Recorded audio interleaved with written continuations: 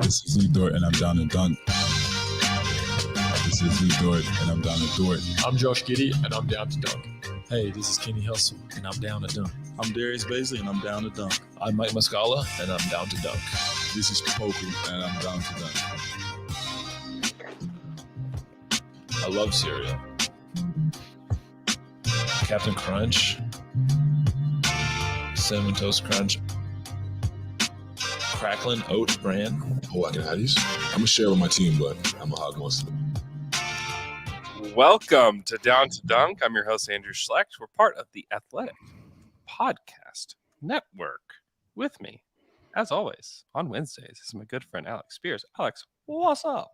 What's up, Andrew? Welcome back. We missed you. I still did two pods last week. I kept my streak alive. What was your second one? He just posted. I jumped on with Combos Court. He was a professional basketball player in Europe. Is that right? Okay. What did you guys talk about? The Thunder? That's what you guys did? Oh, we did. Nice. Yeah. And if you listen to it, because I'll be honest, I'm a casual when it comes to evaluating players' defense. And so at some point he asked me what I thought about Giddey's off-ball defense. Yeah. I just made something up. So if you listen to it, just know that I had no idea what I was talking about. I was just making stuff up at that point. Because it's very hard I can't think of a game. I would have to focus just on Josh the entire time. Yeah, for sure. Like, obviously, I know what he looks like on ball because he's involved in a lot of plays. Off ball. The big problem is that they don't really do much with him off ball because they usually put him on guys that are parked. Right, yeah. So he's usually standing on the corner. He's more looking to be a helper than he is anything else and to close out on the corners. I mean, that's as long as they're playing a team that does that, that's what he does. Well, perfect. That's exactly what I said. It's not. Well, good. Good loss last night, right? Great loss. Yeah, I would just say a good game in general. It was just an entertaining watch, and they've been entertaining over this since Gabriel Dick got out of here. Let's be honest. You just need a deck to get out of the way in order to enjoy this team. Yeah, they've been very watchable as of late. Yeah. Outside of some individual quarters where they just don't want to play, but yeah, last night, I mean, front to back, just an entertaining game the whole time. Shai was awesome last night. He was intent on getting to the bucket. He finished with 32 points on 22 attempts, only 2 threes. He was great. He was very good, and I went back and rewatched them all, and he was doing it against pretty much everyone on the Wizards. Though the one guy, if I had to say who did the best job on Shai, it was probably Kuzma. Kuz is good. Kuz is good. The Lakers could use Kuz. Use Kuz. You know who wasn't good? Daniel Gafford. Hey, against Shai. I texted you last night.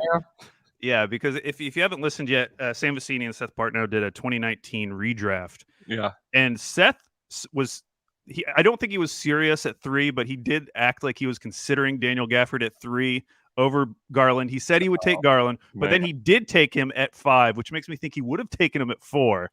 Yeah. He would have over Tyler Hero. I mean, there were still some names in that draft. It's not a great draft, so it's not the craziest thing in the world. Oh, it's crazy! It is absolutely insane. I was trying to be nice.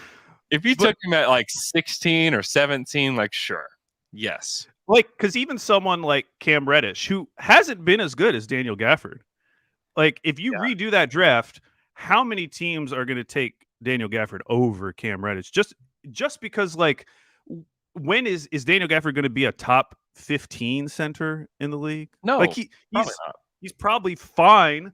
Although I will say last night, and he did pick up 2 early fouls, but there were some of those Shai drives where he was sort of defending, but really just getting out of the way elegantly. Right. Yeah, he did not impress me. However, Kuz big time impressed me. Oh yeah, Kuz is great. I mean, PJ Washington is somebody I would take PJ. I would take PJ. Matisse, I would take him. Matisse. Even Brandon Clark. Brandon Clark has been pretty good for the Grizzlies this year. Like I might rather have him. I think I would probably rather have Grant Williams. But what about Dort? Throw Dort in there. I'd rather have Dort. Yeah, I would. There's a lot of guys I would rather have. Terrence Mann for another one that I would rather have than Daniel Gafford. Oh yeah, I don't even remember if they brought him up. They did. Like toward the end. Oh, okay. They like tried to sandwich him in like right before they took Dort. It's a weird exercise. I always love Sam Bassini, but adding Seth to that conversation just made it real wacky. Yeah, they almost need like a third real hooper on board who would just be like Kobe White 3. Yeah. Tyler Hero 2. Right. RJ Barrett number 1. Yeah. Sure. just to balance it out a little bit. Yeah, but that performance from Shai, specifically in the first half. Yeah. I mean, it was ridiculous, like at some point, because you're like, what? How does this keep happening? He's doing the same thing. In fact, if you go on NBA.com and rewatch his attempts, it's the Wizards feed. And so, you hear like a short little 3-second audio clip, and it's just over and over again. Oh, another left-handed layup. And that's a left-handed layup. And then he does that like 3 more times. And the last one, he goes, he is right-handed, right? It's very funny. It was as if the scattering report was like, don't let him get to his right hand. Right. Yeah. It was just like, no, I'll just go left and get there every time. It was just good to see him do that because he had missed so many shots in the past few games short that I was just a little, I don't know. It was becoming concerning to me. Like I just started to wonder, like, is he healthy? It was part of the question that I had about Shai. And he looked a lot better last night. His jumper looked better overall. So that was good. While Alex goes to take care of his dog, I will answer a question from James Anderson, who says, would you take Matisse Thybulle over Dort? He scores like 5 points per game. I think it's a good question. I think that most NBA smart guys would take Thybulle over Dort. But as Oklahoma City Thunder fans, we have experienced like what it's like to have a player like Matisse Thybulle on your team. And it's Andre Robertson. Like incredible length, can defend anybody, defends well on ball, off ball, everything. And he gives you extreme effort. But when the ball hits his hands on the offensive end, you can just count on nothing, And with Dort, it's the question, like, do you want like 20% less defense for like 40% more offense? I think I would take that. After watching what it's like to have a guy like Matisse and Andre on the court, I think that I would rather have somebody that can do a bit of both. Because come playoff time, like they had to make Andre the screener, and he'd have to make decisions off the short roll. And then you're taking the ball out of like Russ and KD's hands to make that happen. And it just ultimately was not working.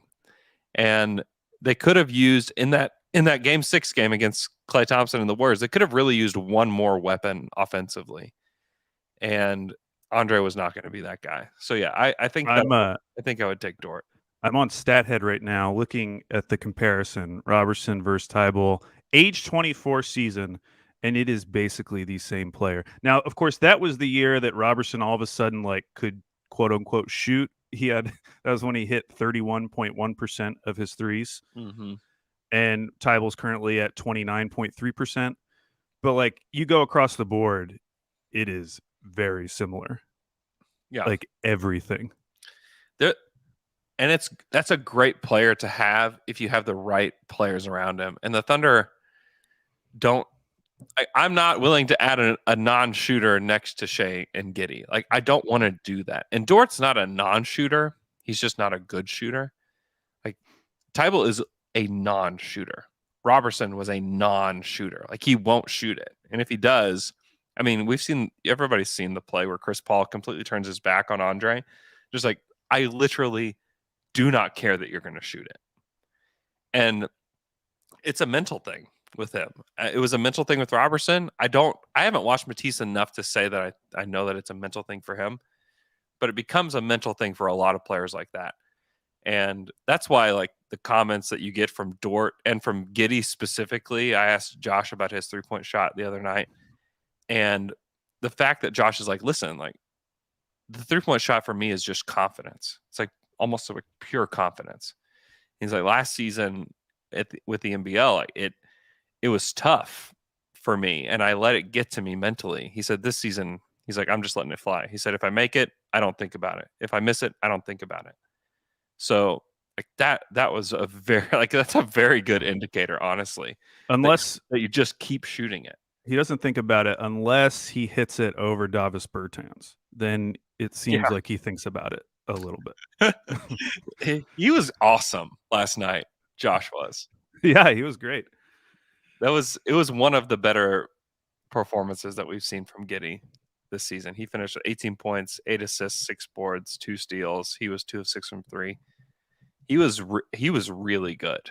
I think I think that people need to take notice. And he's on a hot streak with his shooting. It will cool off. He will have a stretch where he doesn't shoot the ball as well. But the fact that he just continues to shoot it, like it just makes me feel so much better about him. Because if he were just taking like 1 3 a game and he was record scratching those threes, or if he was noticeably just not taking the open shot, like those things are very concerning to me. You know, after watching this Thunder team try to develop so many different shooters over the years and guys that came in that needed to learn to shoot, I think that one of the biggest things is just having a willingness to do it.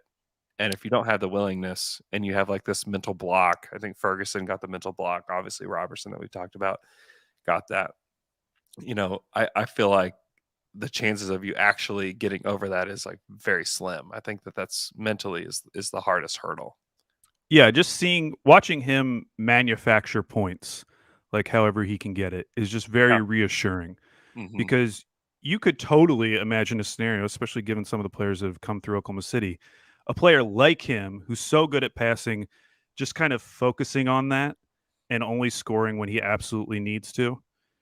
And that's not what he's doing. Like he's got that alpha in him. He is trying to be aggressive, even when it doesn't look amazing, like with his handle, like when he's trying to get to the paint, he's still like trying and being aggressive with it. Like he has no lack of confidence whatsoever. Yeah. Trey Mann last night had obviously a big time highlight play. What did you think of that pass? Like we can still talk about Giddey in this moment, because the pass that Giddey threw to Trey, it was in the air for so long. And when he initially threw it, I was like, what's he doing? You know, like that was my first thought when the plays just started happening. And it goes up, and it really was. I mean, if you haven't watched the video that Royce did with the Thunder, go watch that, because it was really good. And it kind of got you in the mind of Josh. And it was like the exact example of that, because it was a pass that a quarterback would throw, you know, to lead him to the basket at an alley-oop. I mean, there's very, very few players in the league that would even try that. And Josh is one of them. And on the flip side, it's also like now we've seen Trey Mann have like a highlight dunk prior to that. Yeah. But still, coming into the year, I wasn't thinking that the player on the other side of that pass was going to be Trey Mann. No, honestly, he and Wiggins and maybe Roby. Is that the list? Well, Bays could finish that off. All right. Yes. Darius Bazley. Is that the list though? Like that's the list of oopers, of guys who could actually finish that play. Yeah. Yeah. I don't think Dort can get up that high. No, because Mark even said it after the first Trey Mann dunk. I asked him about it, and he said that he did it in practice one day, and he said, I actually think that we can draw up lob plays for him. And I think that was one. I think that's one that they have tried to execute, and there it was. That was a really, really fun sequence there. And then just watching Trey cook, like his stat sheet always looks worse than his game. Like I don't know. I guess his good plays are just really loud, but he was, 1 of 5 from 3, 4 of 11 overall. Like that's not great. That's one. Because somebody tweeted at, I think both of us yesterday, said, is Trey Mann an NBA smart guy? And I would say he's not yet, because you really do have to watch him. Like Kenrich, you can just go look at like advanced stats and see this guy is like sticking out. He's incredible on this bad team. Trey Mann's not going to be like that, one, because he's just not that kind of player, but also he's a rookie. So like the chances that his advanced stats are going to be good is pretty small regardless. Yeah. But he's also not putting up like crazy stat lines. Like you really do have to watch him game to game to see these real flashes. And that's why he's probably not going to catch on as that type of guy for a while. Yeah. And, this next offseason will be a pretty big one for him. I think that he needs to focus on. Mark has been saying this lately. He's been saying guys' bodies are underdeveloped, and he's saying that he has an underdeveloped body, and that Poku is also underdeveloped. We were asking him about the G League last night, and he was talking about how his body is underdeveloped. It's just, I don't know. I've just never heard anybody talk that way about NBA guys. But yeah, I think this offseason is a big one for Trey. Another guy I want to give a shout out to is Darius Bazley, who I thought had one of his better games this season. Coming off the bench, still played 30 minutes. Yep. But had that awesome block on Corey Kispert. Bro. Where even Kispert was just smiling. Mm-hmm. Because he knew it was embarrassing. But he did get a block back. I think he blocked Giddey later in the game. Yeah. But yeah, it's cool because a month or two ago, we were talking about Bazley for this exact reason. We were saying if he could just play his role, do the things that he's good at, we could imagine a scenario where he sticks on this team. And since they moved him to the bench, like he's largely been that player. He's still up and down. He hit 2 of 4 threes last night. You don't know. I mean, you don't expect that to keep up. And obviously when he hits 2 of 4 threes, it's going to look really good in terms of his overall night. But he's just doing more things that you want him to be doing. And as an example of this, I looked up his numbers in the restricted area. So as a starter this season, this is just for this season, prior to coming off the bench, so as a starter, he was shooting 50% in the restricted area, which is bad. Terrible. Yeah.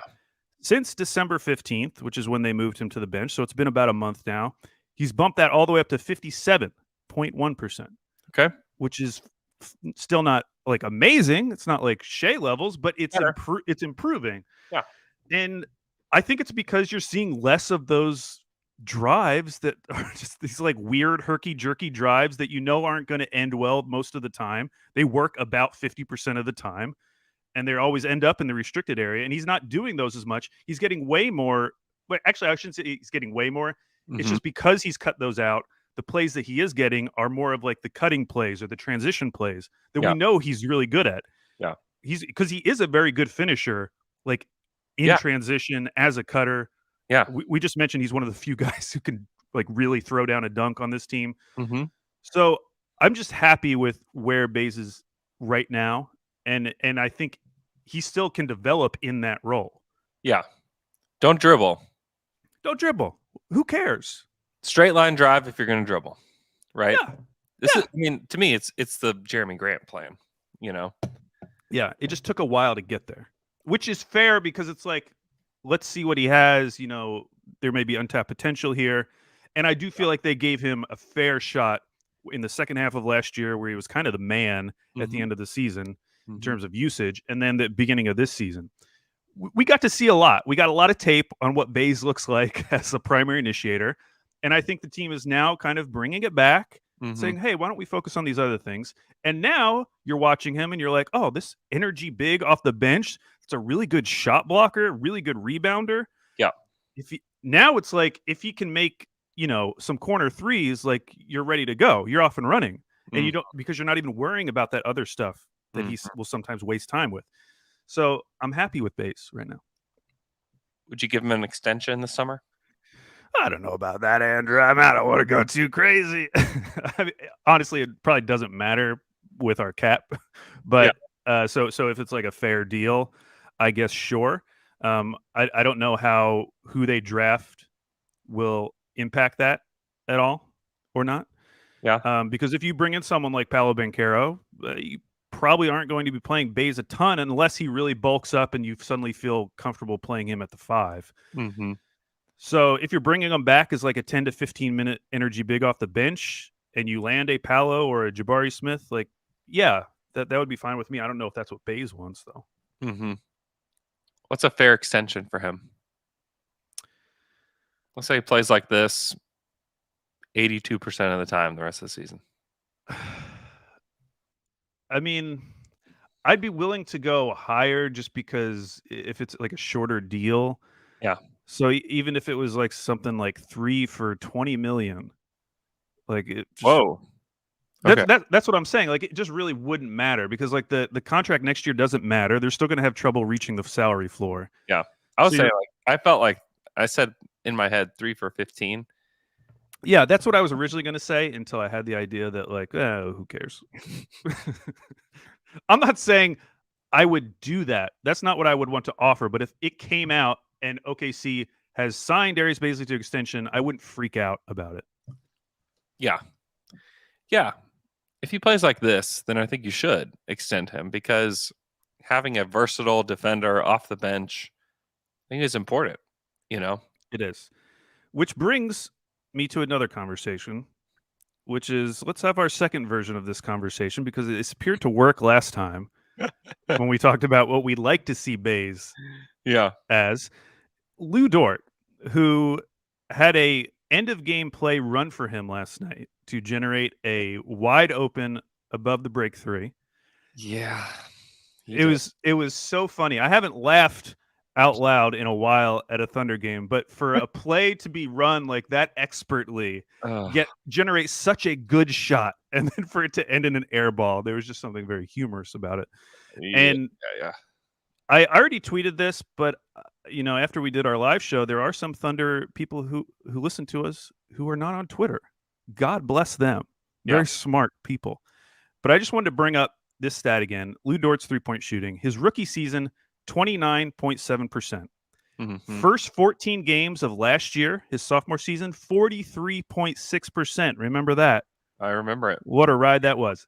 Oh, the rest of last season, 38 games, 31.5%. And now through however many games we are now, this season, 30.9%. Outside of those 14 games, Lou Dort has basically been the same guy. Even though we tell ourselves, oh, he's gotten so much better at shooting, he's basically been a 30 to 31% shooter this entire time, outside of those 14 games. Sure. Now, something to make you feel a little bit better, what about Dort from the corners? That has changed. Rookie season, 31%. Last year, 44.2%. This year, 43.5%. You can imagine a scenario, a role for a player like Dort, good point of attack defender, hitting some corner threes, attacking a closeout every once in a while. That sounds like a really good player and frankly was kind of his role his rookie season. Yeah. It's just with the roster turnover, he obviously took on more in the same way that Baze did and has turned into something that I just don't think he is. Because if you go on NBA.com/stats, you look at the top 50 players in the league in terms of three-point attempts per game. First of all, Dort is shooting the 21st highest number of three-pointers per game. He's like at 7.7 or something. Yeah. No one in that top 50 is shooting a worse percentage than Lou Dort. Yeah. Top 50. Now, if you expand it to 75, then you introduce guys like Shai, who is shooting worse. Bradley Beal, who's shooting worse. Jason Tatum, I think, is shooting worse. So there are like good players who are shooting worse than Dort, but in that top 50 of just three-point attempts per game, he is number 50 right now.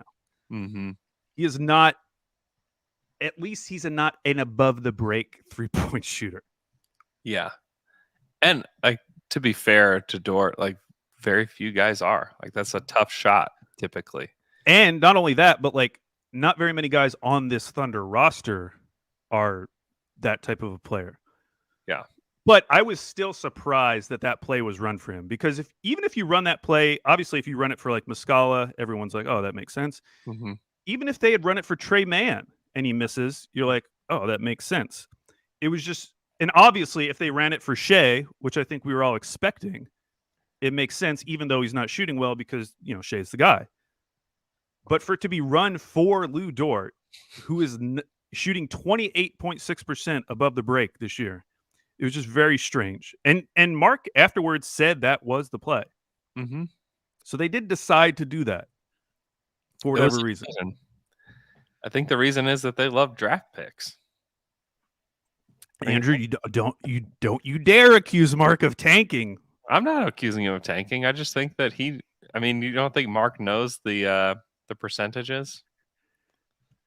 That's what I'm saying. Of course he does. Like, he's a smart guy. He knows that Dort isn't a good 3-point shooter. Yeah. Even though he's taking 7 a game. I don't know. I just thought it was a very strange end of play, and similar to Bays, and it might not be possible this year because there just aren't enough guys on this roster. Yeah. But eventually you would like to see Dort in a role that more fits his skill set. Yeah. Because him taking 7 threes a game does not fit his skill set at all. Yeah. I mean, this is where having another shooter or somebody I think having lots of initiators, this is where I don't think having Jaden Ivey on this team would be the worst thing ever. Because then it would just be hey, Dort, you're in the corner and you're attacking closeouts and you're taking corner threes. And we have these 3 attackers, Yeah. And as a result, his defense would probably look better because, again, it's very hard for me to judge defense. But I had heard people, both in Thunder Twitter and elsewhere, saying oh, Dort's defense looks a little off this year. Mm-hmm. And I don't know what to think about that. But then you go to 538 and you look at their Raptor, mm-hmm. and Dort has been incredible in defensive Raptor his first 2 seasons. Mm-hmm. And now I think he's either negative or close to neutral, which I just thought was very interesting that it's kind of fitting that narrative that you're hearing. Meanwhile, the Thunder, outside of these last few games, have been a relatively good defensive team. Mm-hmm. So I just thought that was a little bit interesting. And maybe if he was in that kind of a role, a more limited role, mm-hmm. you would see that defensive improvement because he wouldn't have the offensive load that he's carrying right now. Yeah. Yeah. And I mean, adding a guard would not be obviously ideal for this team. It would not. But I can see a world where it would work because you do have just so many funky players on the court. So so much funky players. I wouldn't hate it at all. Let's take a look at the Tankathon standings. Let's first take a quick break, and then we'll take a look at the Tankathon standings.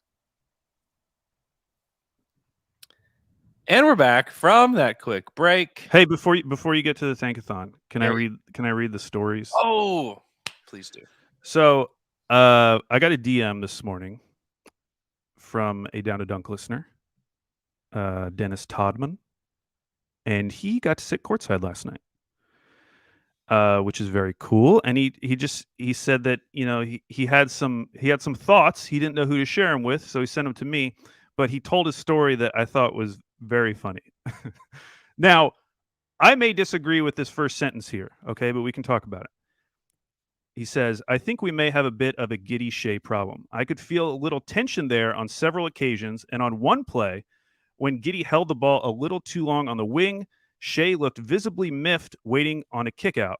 He eventually yelled, Joshua, to get the ball, which was hilarious and is what I started calling Giddey every time he was in the corner by me. Joshua. But see, I would argue him calling him Joshua indicates that they are friends. Yeah. Because if they were just like workplace buddies, like no real relationship, you would just call him Josh. Yeah. Calling him Joshua, it's kind of like an exasperated thing you would say to your friend, like Joshua. I actually think that shows that maybe there's a little more chemistry there. I'd go the other way. Yeah, no, I totally agree. It is really funny.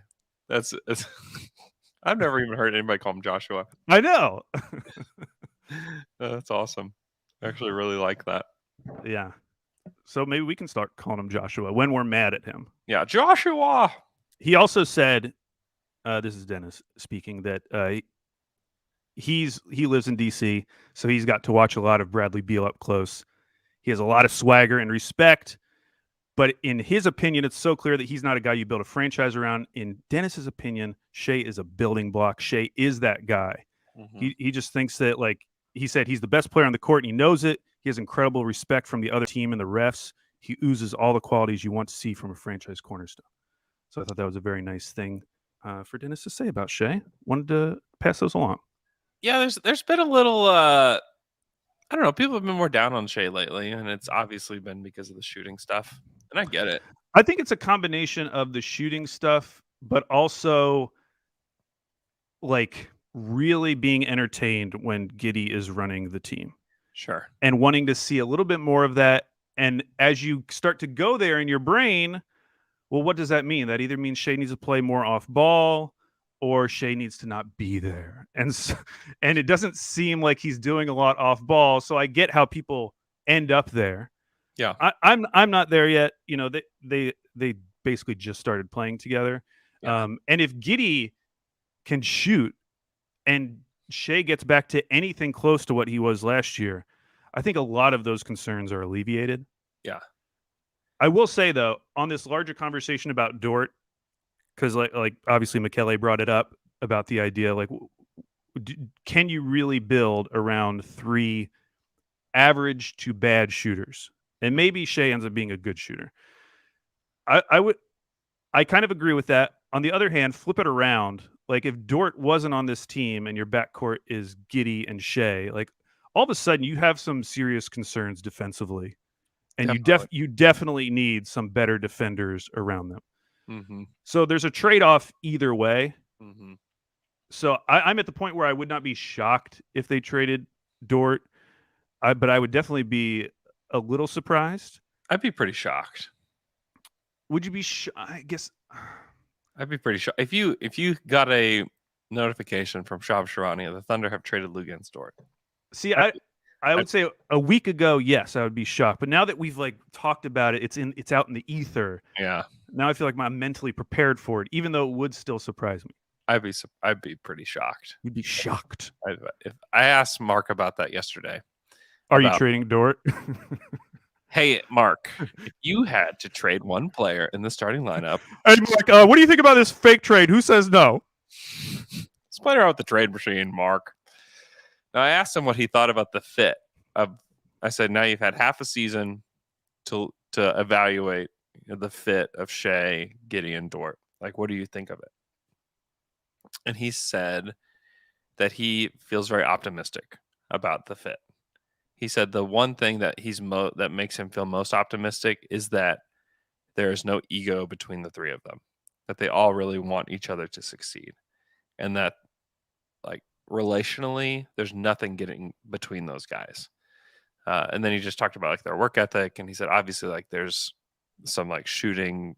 He didn't say this, but he kind of inferred that like yes, it's not working wonderfully, and like the numbers bear that out. But he said that he feels optimistic that it can work just because those guys are willing to make it work, which I don't know. We've seen a lot of situations that have, had players that are unwilling to do stuff. So I don't know. I just also think that they just need more time. I think that this using, 40 games to evaluate a fit is just not enough, especially when the guys are so young. And we just don't really even know what like their ultimate NBA destiny is yet, right. for any of the three. So I would give it more time. I think that, you laid this out yesterday. The contract that they could give Dort during this season is a no-brainer. Do it, no matter what. Even if you don't think that Dort's a long-term fit, you do the extension. Yeah, and it's around 4 years, $55 million. What they could offer him in March, apparently. Yeah, that would be perfect. Great, sign it. Like I would push, and maybe Dort's agent would sign it because he signed such a terrible deal last time. I would do it. I would absolutely do it. The problem is, I just think that he's worth way more than that on the open market. So if his agent has wised up a little bit, he will know that he needs to push this out further. And so I would just rather have more time, honestly, before you make like a real decision. And like signing like that 3-year 55 that's not a decision. Like you just do it, Yeah, and if he doesn't want to sign that, I think my next preference would be letting him go to restricted free agency this summer because there's not a lot of teams with cap space. And if you don't do that, you just play it out next year and he becomes unrestricted free agent. Mm-hmm. We don't know what the landscape will look like maybe it'll be just as bad as it is this summer, where there's not a lot of teams with cap space. But we don't know right now, or I haven't looked ahead that far. At least this summer, you know that it would be very hard for a team to offer him that much. Yeah, I would still let it play out. Honestly, Why? You could just lose him. I don't think they would lose him. But you could. I think. Why would you even allow that possibility? I think because it just allows you more flexibility. In some respects, but in another respect, like we talked about the cap, like their cap space, they're still going to have a ton next year. Yeah. So you would get that first year in a year where it doesn't really matter. Yeah. And it will give you some room on the back end, depending on what you want to do with that space. Yeah. I mean, they did the same thing with Jeremy. You know, they let it ride with Jeremy Grant. And then traded him. Yeah. But they let him get to unrestricted free agency. Did they? And then they signed him? I guess I don't remember that. Yeah. It was the Paul George signing day. They signed on the same day. Oh yeah. Yeah, I mean, I guess if you were confident, but it's just I would feel extremely confident. It still seems scary as a small market. You've built this guy up from undrafted rookie into something that is going to have some value whenever he becomes available. And just the potential to lose that is scary. Yeah. For nothing. You know, obviously, if they got something back. Yeah. No, I get it. I don't know. Honestly, I don't have a feel for what they'll do with Dort. My guess is that he'll be around, though. Okay, you want to look at where Tankathon is right now? Yeah, let's take a look at where we're at with. It was a good and bad day last night because on the one hand, some of these teams right above us are winning. Like Portland has won 2 of their last couple games. They beat the Nets. They beat the Hawks. Yeah. And then Brandon Ingram hit a game winner last night to get another win for the Pelicans, which they're the actual scary team. Yeah, they are a scary team. Yeah, the Thunder have a little bit of breathing room now. They are 1.5 games ahead of Indiana and New Orleans. It doesn't sound that good, does it? Well, it's just I can't believe Indiana is like this snake bitten at the end of games. It's bad. It's bad. They need. I mean, no offense to Lance Stevenson, but they need to get their guards back. But yeah, so OKC after this recent, I mean, they've lost 5 in a row. They've made a little cocoon for themselves between the 3rd and 5th spot. This is kind of where I think they'll end up. You know, as long as Houston doesn't like go on some kind of winning streak or something like that, I think they'll end up in this. I think this is where they'll be come draft time as the 4th spot. And you need a lot of luck from there. You do. Although quick spins and like it's gone down more than it has gone up. Oh, it just got the first pick. That would be cool. Who would you take at number 1 if you got it today? Chet. You still take Chet. I like it. Still take Chet. Detroit, they've won 4 of their last 10. They've actually won 4 of their last 6, I believe. It's just their record in their last 10 is 4-6. Although they lost last night, so maybe not. I'm not saying they're going to catch us, but it's just nice to see one of those bad teams starting to put some things together. Cade's looking good, and they're doing it all without Jeremy Grant, which we expect them to trade Jeremy Grant pretty soon. So that's not really a factor. Like they're doing it without him already. And Kelly Olynyk's coming back. Oh yeah, and he was really good at the beginning of the year, so that's something. Honestly, that will help Cade so much. It's similar to like having Mike Muscala out there for Shai and Giddey. Right.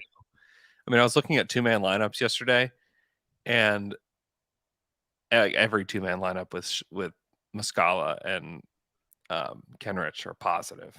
Yeah, like all of them are. And Giddey and Muscala is like one of the only positive lineups, 2-man groups with Josh, which is just interesting. And then looking at the 3-man groups, there's like I think the top 5 all include Kenrich or Mike, all of them. I think there's only one that doesn't, and it's Shai, Dort, and Wiggins. You didn't have any doubts though last night, because that was kind of like a version of a pull the lever team because Kenrich was not there, and they still looked pretty good. They against a Wizards team without Bradley Beal. Yeah, the Wizards suck though. They do suck. Yeah, that's what I'm saying. I mean, they lost to that team. Yeah, but and they had their guys. Yeah, but we still got 4 games left against the Blazers. Those are important games. Yeah, it's weird they haven't played the Blazers yet. I know. I'm trying to get tickets. It's so weird. I guess it's a Friday night game. That's why it's more expensive. But tickets were much cheaper in Oklahoma City, even though if you listen to Blazers podcasts, like no one's excited right now. Mm-hmm. No one is like dying to go to these games, but they're still charging a premium. How much are they? Too much. More than I want to spend. I mean, I refuse to sit in Loud City. Yeah. I just don't want to. Yeah. If I'm going to go to a game. So I'm looking at like minimum like 75, which of course on SeatGeek is really like 100. Yeah. Yeah. That is a lot. That feels too much to watch Anthony Simons. See a Thunder Blazers game. That is quite a bit. So I'm holding out. I'm going to hold out to the day of. No. Yeah, I feel pretty good about where the Thunder are at. Are you feeling better about where they're at as far as like staying at 4? Definitely feeling better than I was like 2 weeks ago. Well, like after that Knicks game. I mean, they beat the Knicks by like 15. Yeah. Yes, it was at home, but you're like, wow, like they looked really good in that game. Uh-huh. Yes, I know the Knicks are bad, but still. And then those back-to-back losses to the Timberwolves. I mean, I didn't bet on it, but I wanted to bet on the second game because I thought that first game, outside of the first quarter, they were right there with Minnesota. And I was going into that Friday game, I was like, here it comes. This is obviously going to be a Thunder win. And then they lose by 20. And so that felt different. Back-to-back close games, though, against Denver and Washington. Their upcoming schedule starting to get a little bit tougher. Yeah. Like we got at Brooklyn, Cleveland at home, at Dallas, who's playing really well, at San Antonio, at Charlotte, at Cleveland, Chicago. Yeah. So that's the next 7 games. Yeah. They could easily go 1-6 or 2-5 in those games. Or 0-7. Or 0-7. I didn't want to say it, but it's possible. It is possible. Those are tough. Cleveland is tough. Dallas is tough. San Antonio is the one that you think they could get. Maybe they could get Charlotte. But even that, like that's 4 road games in a row. So it's a hard schedule just by itself. It is. And then you come to a stretch where now's the important games, like Indiana, Portland, Dallas, Portland, Sacramento. That 5-game stretch. That to me is the most important stretch of the season. Because after that, it gets really tough. Golden State, Toronto, Philly, Chicago, Knicks, San Antonio, Phoenix. Yeah. It's funny. I don't know why this happened, but they end the season again against the Clippers. I know, which the great lead-in. We should bring this up. Yeah. Jake Fisher of Bleacher Report said about the Clippers, they're pretty much open for business for anyone except their main guys, and Terrence Mann, one Western Conference official, told Jake Fisher, I think they are really are fine falling out of the playoffs and regrouping for next year. I think they're trying to shed the Marcus Morrises of the world, guys that have some value and maybe can replace with younger talent, maybe cheaper contracts to free them to get someone else this summer. Which, first of all, is what they should do. Like the picks lost. It doesn't matter. Yeah. And so, and as a sidebar, he also reported that the Clippers are operating as if Paul George isn't coming back this season, which that's very important because if he's not coming back, there's really no reason to bring Kawhi Leonard back. Mm-hmm. And so you can very quickly get to, okay, we just need to prepare for next season instead of like running this out and desperately trying to make the playoffs so that we can maybe get Kawhi back in April or something. That's very exciting, obviously, to Thunder fans' ears. We'll see if they follow through on it. But it's absolutely what they should be doing. Like the Clippers are going to be very, very good if healthy. And if they can shed any salary and potentially add some piece, even if it's like a mid-level exception guy this summer, that's what they should be focusing on. So if they can get off of some of these bigger contracts in some way, like do it. Do it already. It's a great idea. You should do it. Yeah. And I mean, it'd be really funny if the Thunder were a team that was like, yeah, we'll take Serge Ibaka. I know. So he said shedding Ibaka's $9.7 million salary alone would save the Clippers over $40 million in tax penalties. Hey, we'll do it. Yeah, We'll I think you guys are up for another pick that you can trade. I think you can do 2028 now. Hey, will you take the protections off? Oh, you already did. Oh, I forgot. I'm sorry. Maybe, I guess they can't turn a swap into a pick. But yeah, we can go out to 2028.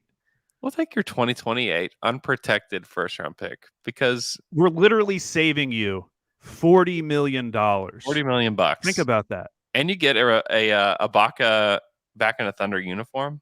Like, that's cool. Sure. Sure. I mean, is he going to play that much at all? If he No, he's not. But that would be kind of cool. You don't think it would be? Why not? I think that would be cool. No, yeah, I guess it'd be cool. I don't know.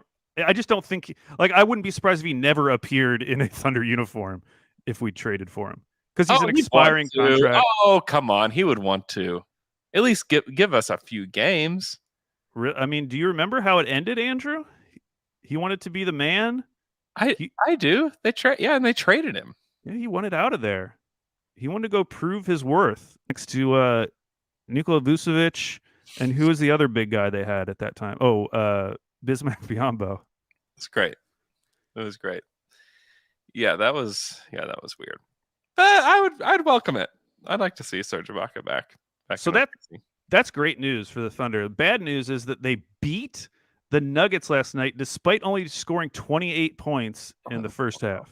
What in the world did the Nuggets do? They came all the way back and won by 2, which is just annoying because they. So annoying. I think it's going to be hard for them to catch the really bad teams.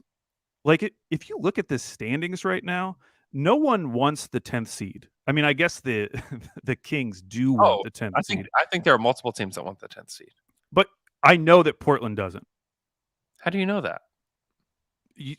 Like, everything they're doing, literally everything they're doing right now. What are they doing? They're trying to lose. They are tanking. They're just not very good at it. You think so? Oh yeah. There's going to be the Dames getting surgery report very soon. Yeah. And CJ's not going to play another game for the Blazers this season. Yeah. And I bet they trade at least one. I almost guarantee they will trade Robert Covington because we've already heard reports that multiple teams are interested and there's no reason to keep him on that Blazers team. And if they can get anything for Nurkic, I bet they will trade him as well. I don't think you can get anything for Nurkic. Probably not. So New Orleans, David Griffin probably does want to make the 10th spot. It'll make him look slightly better. Sacramento for sure. Spurs, yes, but also Spurs, who cares? Spurs, yes. They do want it. I know, but all of these teams, and I'm leaving Portland out of this, they're already 5 games back of the Clippers. 5 games back. The Clippers, who aren't good and are in the 8th seed right now. Yeah. All those teams are 5 games back. So it's going to take a big turnaround from one of those teams, which, hey, maybe the Kings trade for Ben Simmons. I think San Antonio, Sacramento, and the Pelicans really do want to be there. I know they do. The Spurs are just infuriating. They've lost. Oh my gosh. It's way worse than I thought. They've won 1 of their past 8 games. And they've played well in those games. They took Brooklyn to overtime on Sunday. They played good in that game. Yeah. They lost to the Pistons, man. They did lose to the Pistons. So did the Jazz. Yeah, but without everyone. But still bad. Yeah, still bad. Losing to the Pistons. I don't care what the circumstances are if you lose to the Pistons. The Jazz can't play without Rudy Gobert. They have no plan B. You don't think Hassan Whiteside is a good plan B? There's been a lot of Hassan Whiteside buzz, or at least there was. See, I've actually been impressed because I've been reading some Jazz articles lately, and it feels like not that the fan base is turning against them, but the fan base is having a very real look in the mirror. This team isn't a contender talk with themselves, which I think is healthy because that's the way I feel. Yeah. I mean, I don't know what you do. There's not. They don't have a ton of flexibility or young players or anything like that they could offer up to somebody. Jared Butler. I like Jared Butler. I probably like him more than everybody else, though. I like him a lot. It's so funny how like there is literally a guy on Twitter for every single rookie. Yeah. So like anytime any of them do good, some random draft guy on Twitter will tweet out like, "Yep, this is what I was seeing coming into the draft, buckets." And you see it for like every single rookie. Like not all of these guys are going to be good. Yeah, it's There's true. There's too much positivity, Andrew. There's a lot of positivity. I don't know. I'll take positivity. You love it. I do. I'll eat it up.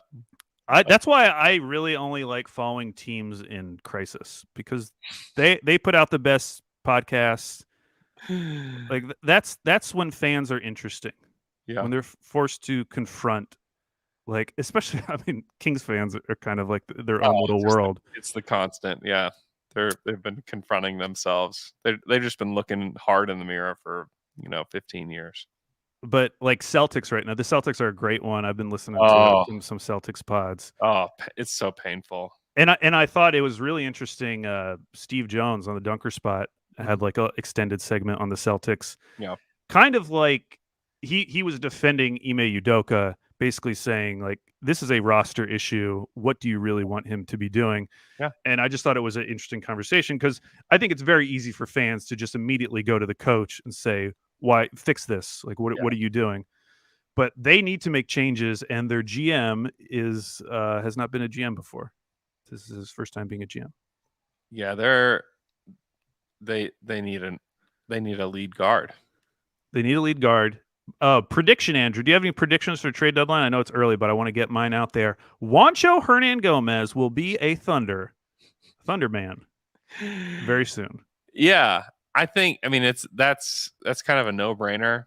I think that it's so no-brainer that it has to be said. It's so obvious. It would get them below the tax line. Yeah. It's we have done a ton of deals with the Celtics in the past. Yeah, I was gonna say Sam and Brad Stevens are close. You could imagine it for a second round pick. Like it wouldn't even be something crazy. Yeah, just to take $6 million.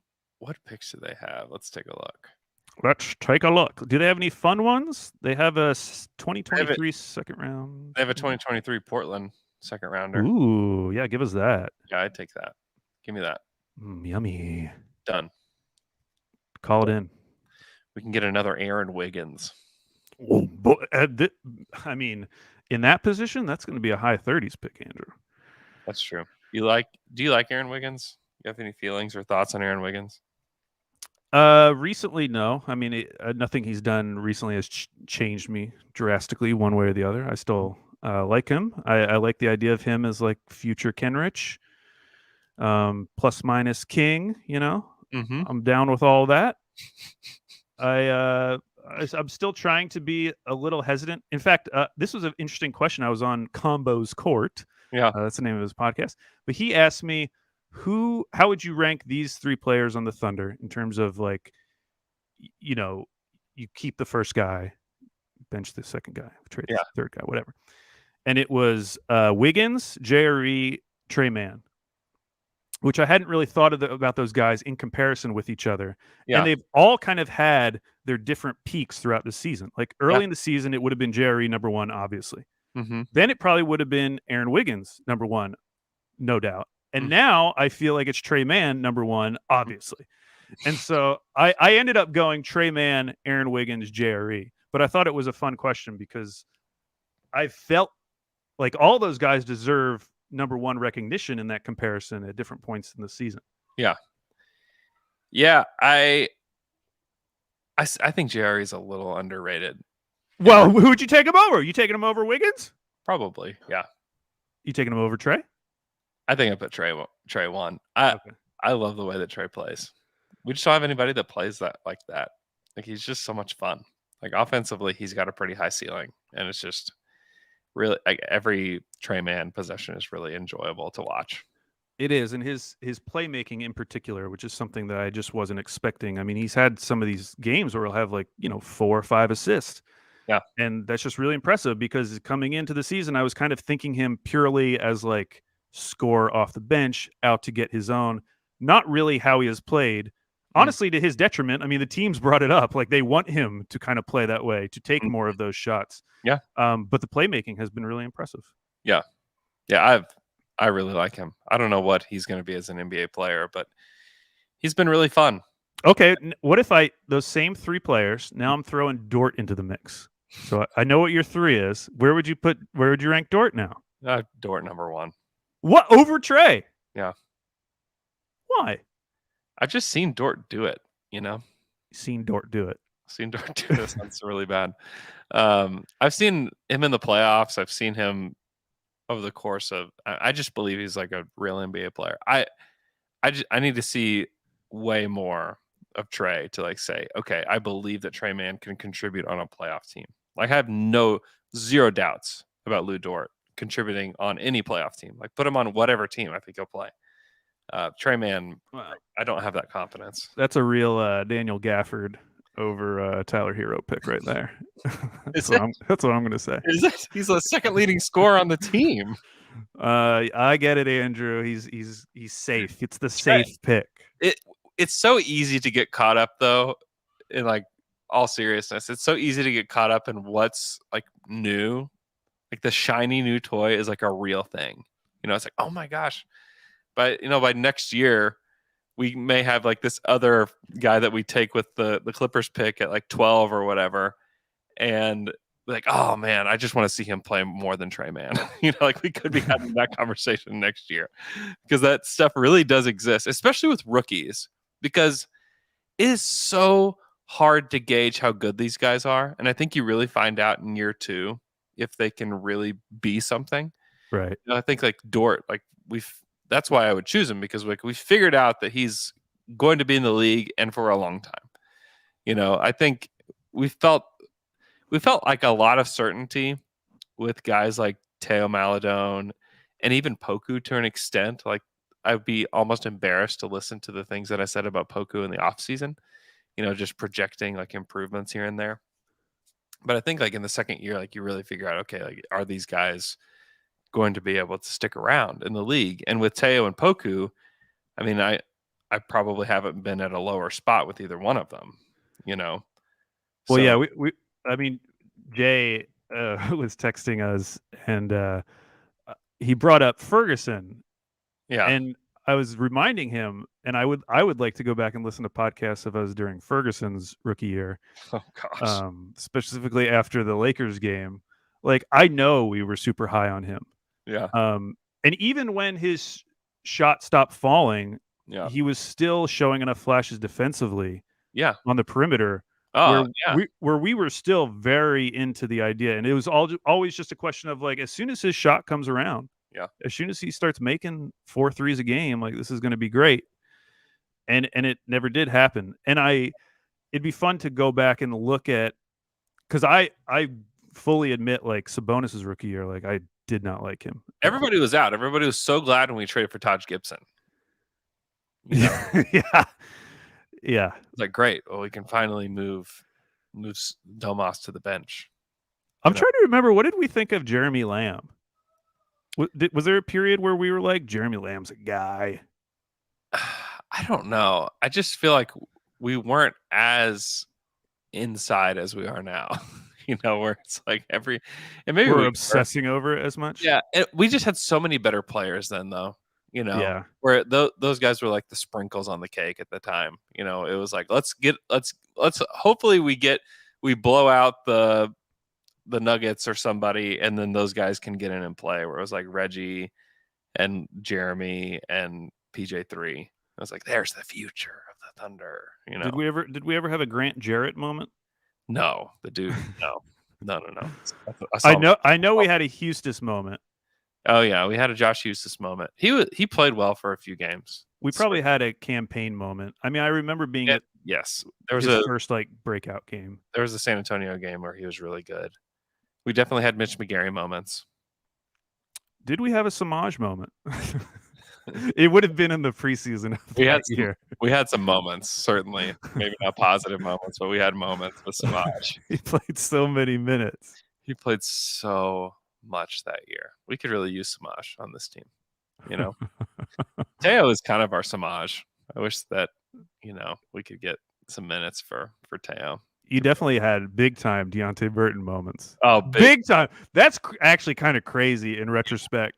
That's what I'm saying. Like with Wiggins and JRE and those guys, like let's hold back our future thoughts and let's see what they are next year. Because from year 1 to year 2 with Deontay, it was like, oh crap, he's not good. And Deontay had like legitimately good moments in year 1. I remember that game in Houston that they ended up winning, and he defended James Harden on multiple possessions, and he was like, he contributed. But like, let's give NBA teams a full year to get a full scouting report on these guys, and from day 1, they know what Aaron Wiggins is, and we're going to scheme out what he does. Let's do that. Same with Jeremiah, and also give them a year. Give those guys a summer to improve. How do they use their time? What do they use their time to do? I think that those things are really important. Even with Trey, like a lot of guys can come in, score the basketball. I mean, there's just been guys that have been flashes in the pan. Like we just don't know. We just don't know what these guys are. Like let's see what these guys are in year 2. Josh is the only one that I'm like, okay, yes, like I see it, and I think that this is going to work long term. The other rookies, like I really like what they've done, but like Alex said, and like that text thread, like it just brings forth like so much like truth within it. Like we're with these rookies, we're desperately searching for any sort of positive morsel that we can have, and then we take it and we extrapolate it, and it happens all the time. Let's see what they do in year 2. Like hopefully things continue to develop for these guys and they continue to have good seasons, but let's see what they are in year 2. And then I think it's pretty telling for what their careers can look like. And it all comes back to shooting for so many of these guys. Cause like Giddey is the one player who can survive in this league, even if he never truly develops a shot. Without a doubt. Yeah. Whereas, like, I don't know if that's the case for Wiggins. I don't know if that's the case for Jerry. It's definitely probably not the case for Trey Mann. Like, Trey Mann's going to need to be a good shooter in this league for him to stick. And I think he can shoot it. Yeah. Like, I have no doubts about that. But, like, Teo was a great example from last year where, like, he shot 33%, which a lot of guys this year are shooting, like, right around there, lower. Yeah. You're figuring, he comes in. If he bumps that up to 36%, we got something. And now he's shooting, like, 17%. Yeah. See what they do. See what they do. Let's wait and see. Summer League is going to be a blast. You should go. We should do live Slam and Jam. It's too hot. Seriously, you should come to Vegas. It's too hot. It's going to be awesome. We're going to do live Athletic NBA shows at Summer League again, and we got to do Slam and Jam live. I'm very sensitive to heat. The good thing about Summer League is that you spend very little time outside during the day. You're watching hoops all day, and then you can go out at night. Going out at night? Do it. Where are you going out at night? Please. Oh, Frogthar wants a cranberry trail mix review. That's what I'm eating today on the pod. It's solid, but I'll be honest, it's a lot of small pieces, as you can see. I'd really appreciate more big pieces. There's way too many cranberries, as you can see. So I would love more of the pistachios. Actually, those are something else, but I would love pistachios in here. It needs more flavor, I would say. Just too much cranberry. That's a lot of cranberry. We'll give it a 6 out of 10. Still pretty good. Still edible. All right. Thanks so much for tuning in to the pod. Tune into Saturday Slam and Jam. If you haven't listened to that, it's on the Athletic NBA show. Feed drops on Saturday. We're talking about the Bucks this week. Talk about other things NBA related. All right. Have a good one. Talk to you guys again on Friday.